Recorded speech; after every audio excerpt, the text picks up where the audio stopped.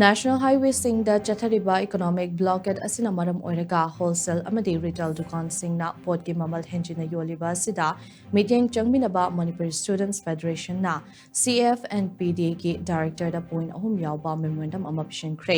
hiramasiga mari leinana ngase kwakaital tidim ground manakta laiba mahairulup asigi mayai loisangda pangthokiba paugi mifam amada mahairulup asigi general secretary Ravikanta Khaidam na hai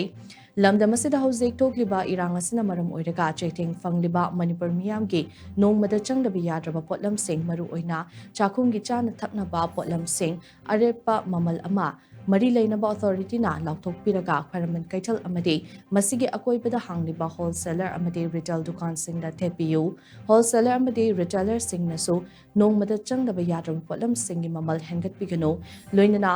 Mahairoi Singna Mahitambagi Chathok Chasin Taubada Sizinariba Gari Sing Amadi Lalol Itiki Mathau Taba Thau Marang Kaina Panghanaba Tabak Pakat Biu Haina Mahang Haiki.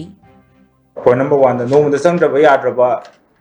polam singi maru na chakhumgi chana thakna basing polam sing arepa mamal ama mari lenaba authority sing na lokthokpiduni ma kaithal amadi akobda hangiba dukal sing maru na wholesaler amadi retailer sing da miyam khangna yoliba polam sing asig maman thektopiu ani subda wholesaler amadi retailer sing asu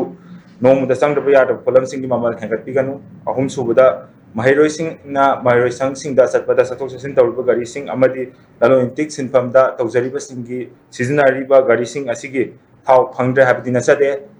thau sing asibu hena marang kaina phanghanbiu amadi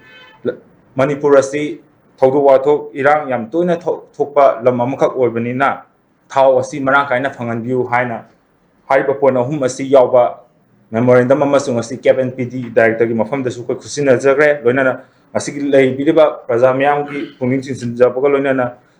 hariba demand asi athubu matamda cap npd gi director thabak da onthok pinaba MSF amadi lebang yamna hanana hajar